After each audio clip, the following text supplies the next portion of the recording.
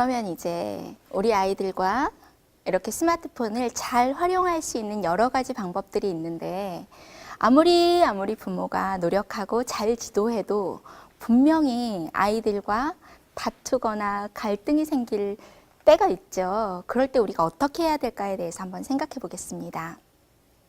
인터넷에 이제 찾아보면 두 가지로 지도 원칙이 나와요. 하나는 자녀가 어떻게 해야 된다. 뭐 예를 들면 할 일을 다 하고 한다. 시간을 정해서 한다. 뭐 이런 것들이 있고요. 그 다음에 이제 또 한 가지는 부모가 어떻게 지도해야 될지에 관한 원칙들이 있어요. 뭐 아이가 왜 과몰입을 하는지 관심을 갖는다. 그 다음에 우리 아이가 쓰는 컴퓨터를 거실이나 가족의 공용 공간에 둔다. 뭐 이런 이제 보통 한 7, 8가지 정도의 원칙들이 이렇게 제시가 많이 돼요.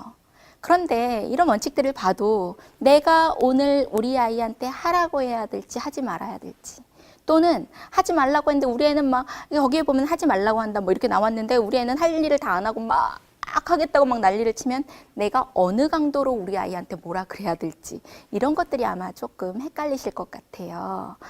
그래서 이럴 때 어떻게 하면 좋을지 영유아부터 한번 생각해 보겠습니다.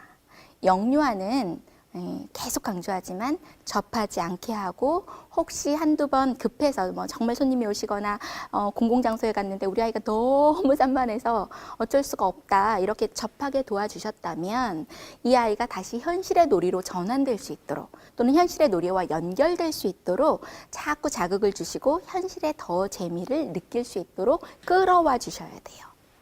그런데 이럼에도 불구하고 아주 많이 과몰입 지수가 높아져서 밥 먹을 때 안 키면 난리 나고 끄면 막 울고 바닥에 누워서 뭐 이러는 아이들이 있죠. 그럼 이런 영유아들은 어떻게 해야 될까요?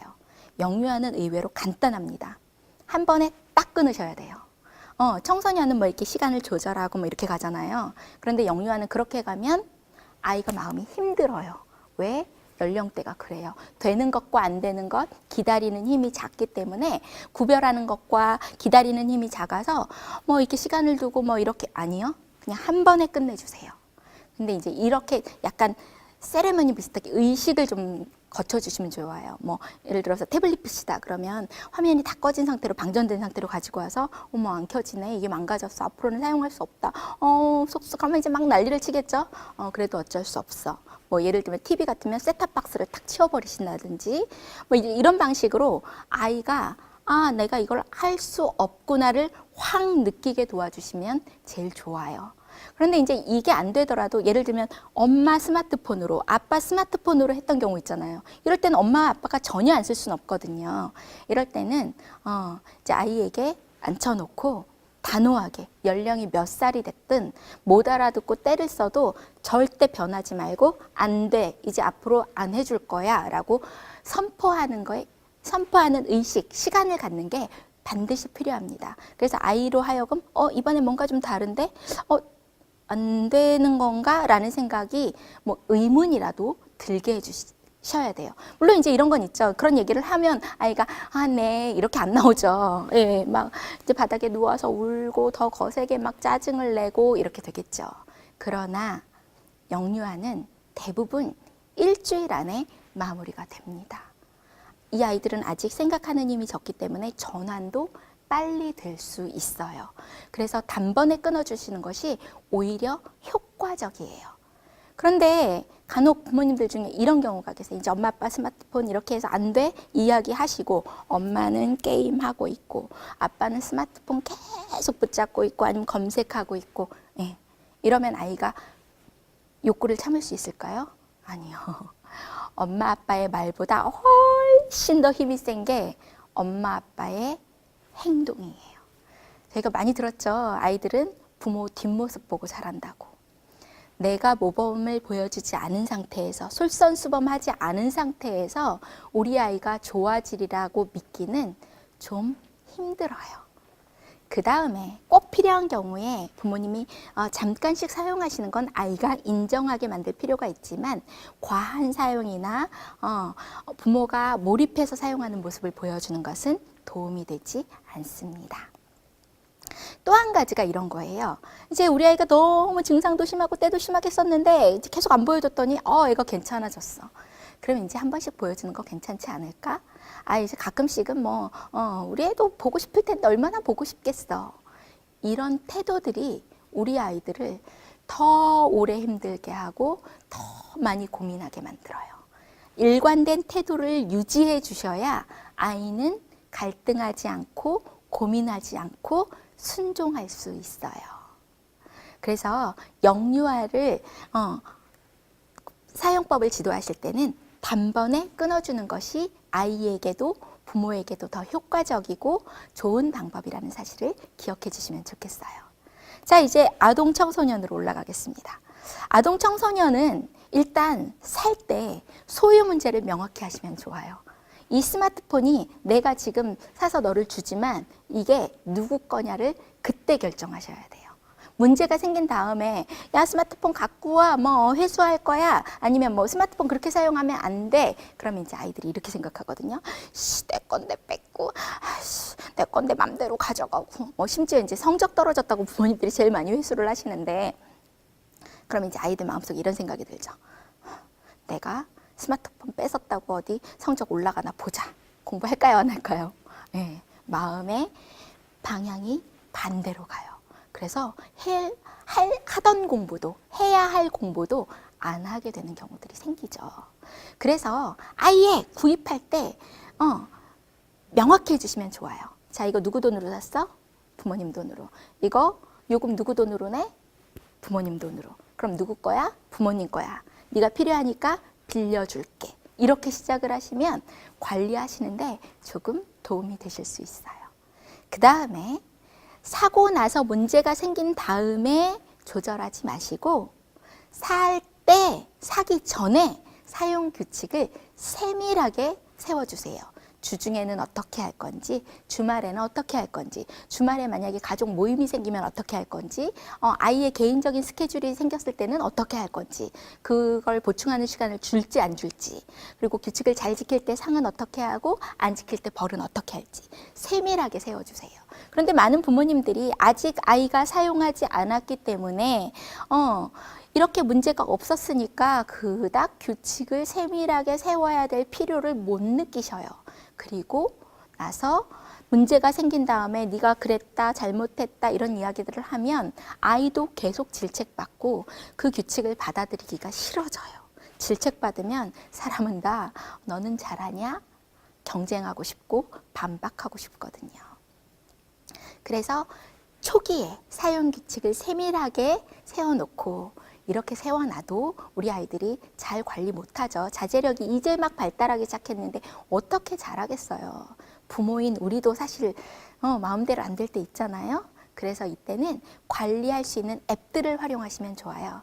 SK에는 T청소년 안심팩, 또 KT에는 올레 자녀폰 안심, 그다음에 LG U+에는 자녀폰 지킴이 같은 앱들이 있어요. 이 밖에도 또 무슨 스마트폰 보안관, 다양한 프로그램들이 유료 또는 무료로 제공이 되는데요. 유료들은 아이가 사용하는 앱 하나하나까지 사용 시간을 지정하고 때에 따라서 닫아두고 이런 것들이 가능하고요. 무료인 프로그램들은 조금 더 조금 허술하게 관리할 수 있는 부분도 있으니까 보시고 필요에 따라서 활용하시면 좋을 것 같아요. 자, 여러분. 그 다음에 이제 우리 아이들이 많이 사용해서 문제가 생길 때 어떻게 할 것인가. 가장 힘들고 가장 어려운 부분에 대해서 이야기를 해볼까 합니다. 이렇게 한번 생각을 해볼게요. 우리 부모님들 중에 술, 담배 하시는 분들이 있으시죠? 누가 와서 이렇게 이야기를 하는 거예요. 아, 술 건강에 나빠요. 끊으세요. 담배가 얼마나 해로운지 아세요? 담배 끊으세요. 아, 누구 어머니 드라마 많이 보시던데 그러면 안 돼요. 애가 뭘 보고 배우겠어요. 어머니 드라마 끊으세요. 시간을 도대체 거기다 얼마를 쓰시는 거예요. 물론 이런 사람이 없지만 이런 이야기를 들으면 어떤 마음이 드실 것 같으세요? 아, 내가 잘못했구나. 술이 건강에 안 좋구나. 끊어야겠다. 공감이 가실까요? 아니요. 사람은 다 똑같아요. 누가 나를 공격한다고 여겨지면 그 다음에 나도 그 사람을 공격할 거리를 찾게 되죠.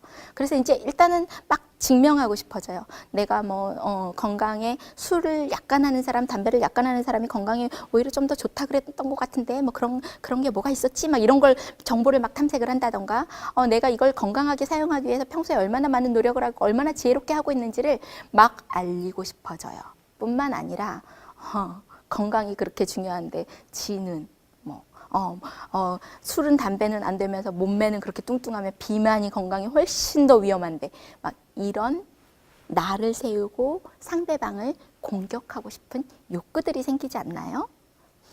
우리 아이들도 안 되고 위험하고 나쁜 줄 알지만 그걸 부모님들이 하지 마, 나빠, 공부해야 돼, 정신이 있어 없어 이렇게 말하면 하고 싶은 생각이 안 들어요.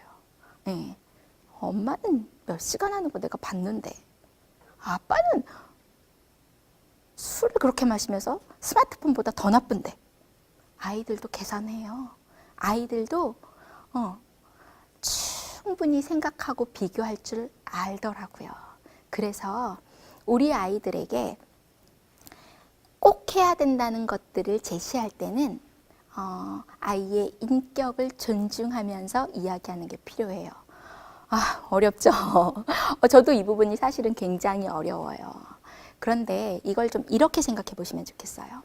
저희가 이제 여러 가지 교육과정에 참여를 하는데요. 한 번은 저희 교육과정 중에 정말 우리나라에서 유명한 게임을 만들었던 개발자분이 오셔가지고 강의를 해주신 적이 있어요. 근데 그분이 이런 얘기를 하시더라고요. 게임을 쭉 만들어가지고 거의 완성이 돼서 이제 테스터 프로그램이 막 돌아가면서 막 게임을 해볼 수 있을 단계가 되면 아르바이트생들을 부른대요. 연령별로. 뭐 예를 들면 10대 남자 2명, 10대 여자 2명, 뭐 20대 2명, 뭐 이런 식으로요. 네. 그다음에 뭐 나이 드신 분 뭐 이렇게 옛날에는 남자 젊은 사람들만 게임을 했는데 요즘은 아이부터 어른까지기 때문에 부르는 연령대도 굉장히 많아졌대요. 그래서 이제 이렇게 2명씩 날짜를 다르게 해서 시간을 다르게 해서 불러놓고 그다음에 이 사람들 보고 자기들이 개발한 게임을 앉아서 해보라 그래요. 이거 꿀알바일 것 같죠? 근데 그냥 들어가는 게 아니라 그 방에 들어가서 게임을 할 때 머리에다가 뇌파 측정하는 장치를 다 붙여요. 그리고 안경을 하나 쓰는데 이 안경은 이 사람이 갖는 시선과 시각을 보여주는 거예요. 그래서 이제 이런 장치들을 쓰고 앉아가지고 게임을 해요. 그러면 그냥 나는 방에 앉아서 게임을 한다고 생각하지만 사실은 거기가 거울방이래요. 여러분 그 거울방 드라마 같은 데서 보신 적 있죠? 이렇게 범인하고 막 수사관하고 앉아갖고 막 얘기하고 밖에서 이렇게 높은 사람들이 막 저 이렇게 해야 되는데 저렇게 해야 되는데 하는 그런 공간 있잖아요. 그런데 들어가 있고 밖에 거울방에 누가 있냐 하면 게임 회사의 임원들과 게임 개발한 기술진들, 그 다음에 소프트웨어 쪽, 또 스토리 만드는 사람들, 이렇게 쭉 다 와서 이제 이걸 주목해서 본대요. 뭘 보는 거냐 하면 게임을 이렇게 하고 있는데 하다가 이렇게 사람이 그렇잖아요. 막 게임을 하다 보면 어느 순간 이렇게 기지개를 편다거나 또는 뭐 이렇게 고개를 돌린다거나 이런 순간이 어디인지를 다 체크하는 거예요. 또는 이렇게 보다가 2단계로 넘어가야 되는데 버튼이 어디 갔지? 그러고 눈이 왔다 갔다 하면 그 눈이 어디부터 가는지 스위치를 얼마 만에 찾는지를 다 체크하는 거예요. 왜요? 주의력을 가지고 와서 아주 몰입도 높게 촘촘하게 게임을 구성하기 위해서요. 그래서 보니까 사람들이 많이 좀 이렇게 기지개 펴고 이랬다? 그러면 이제 거기에 뭐 선물로 아이템이 등장한다든지 갑자기 괴물이 나와서 공격을 한다든지 말풍선이 나와서 말을 시킨다든지 이런 다양한 장치들을 통해서 단 한순간도 1초도 눈을 돌릴 수 없게 만든다고요. 그러니 우리 아이들이 그걸 이겨내기가 얼마나 힘들겠어요. 어른들이 술, 담배 끊기 힘들고 드라마 끊기 힘들고 아침에 일찍 일어나서 뭐 이렇게 운동하기 힘들고 다이어트 하기 힘든 것처럼 우리 아이들도 사실은 힘들다는 사실을 자꾸 생각해 주셔야 돼요.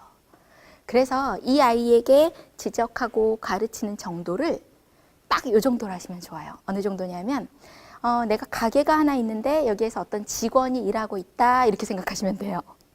이런 거죠. 직원이 내가 가게를 하고 있는데 막 들어와서 일을 해요. 자꾸 지각을 해요. 그럼 저희가 어떻게 하나요? 매를 들고 가서 때리나요? 아니면 막 소리를 질러 왜 지각해? 막 이렇게 하나요? 분명히 그 직원이 잘못했지만 저희가 인격을 모독하거나 감정을 폭발시키거나 폭력을 행사하면 또 다른 문제들이 막 생겨나죠. 뭐 갑질 뭐 이런. 그래서 저희가 어떻게 하죠? 같은 강도로 지각하지 말라고 여러 번 이야기하고, 그 다음에 이제 뭐 그런 게 심해진다 싶으면 책임에 관해서, 예를 들면 급여에서 뭐 금액을 조정한다던가, 뭐 일할 근로시간이 다 안 채워졌기 때문에 뭐 책임을 지게 하는 방식으로 소통하지 그 사람의 인신공격을 하지는 않는다는 거예요. 그래서 우리 아이들이 정말 문제가 심각해지고 할 때 화내거나 감정을 폭발시키지 마시고, 아이가 그렇게 되면 적개심을 품고 분노를 가지고 더 도망가고 싶어지고 더 집중하고 싶어지잖아요. 그러니까 우리 아이가 받아들일 수 있도록, 조금 더 생각할 수 있도록 자꾸 문을 두드려주는 거예요. 같은 강도로 꾸준히 이야기해 주셔야 돼요. 근데 이때 반드시 좋아질 거라는 믿음을 가지고 하셔야 돼요. 이제 아이들이 이렇게 막 행동하는 걸 보면 정말 한숨이 막 나오거든요. 우리 애는 저렇게 해가지고 어떻게 나중에 대학은 갈 수 있을까, 뭐 이런 막. 여러분 꼭 참으시고요, 꼭 믿으세요. 우리 아이는 좋아질 거야, 잘할 수 있을 거야. 똑똑똑똑 두들기면 처음에는 못 들어도 여러 번 두들기면 어느 순간 한 번 들어볼까? 이 얘기를 왜 자꾸 하시지? 어느 순간 마음속에 그 이야기가 들어와 있게 돼요. 그래서 좋아질 거라는 믿음을 가지고 아이를 지켜봐 주시면 우리 아이가 하고 싶어지게 마음이 서서히 바뀔 수 있어요. 간혹 어머님들 중에 막 무용담처럼 내가 우리의 휴대폰을 부셔버렸어, 뭐 내지는 또 아버님들 막 휴대폰을 내가 물을 받아가지고 세면대에 던졌어. 그랬더니 뭐 우리 애가 와가지고 막 빌고 뭐 잘못했다. 여러분, 그 순간에 아이로부터 잘못했다는 이야기를 들을 수는 있겠으나 그러한 의사소통 방식은 부모와 자녀가 거리가 더 멀어지고 우리 아이가 좋은 정서를 갖지 못하게 만들고 우리 아이 마음속에 상처를 만들고 또 나가서 부모에게 배운 방식으로 의사소통을 하다가 또 다른 문제를 만들게 되는 굉장히 좋지 않은 방법이 될 거예요. 그래서 우리 아이가 좋아질 거라는 믿음을 가지고 꾸준히 같은 강도로 계속해서 이야기해 주세요. 물론 단호하고 엄해야 되는 순간도 분명히 있어요. 그러나 감정적이지 않아야 되는 거죠. 우리 엄마 아빠가 나를 믿고 있어, 나를 사랑하고 있어를 충분히 느끼면서 그런 꾸준한 격려를 받은 아이들은 반드시 회복됩니다. 부모가 가지는 기대가 아이에게 얼마나 중요한 영향을 미치는지를 기억하시고 믿음을 가지고 꾸준히 아이를 지도해 주실 때 건강하게 사용할 수 있는 자녀들이 될 것입니다.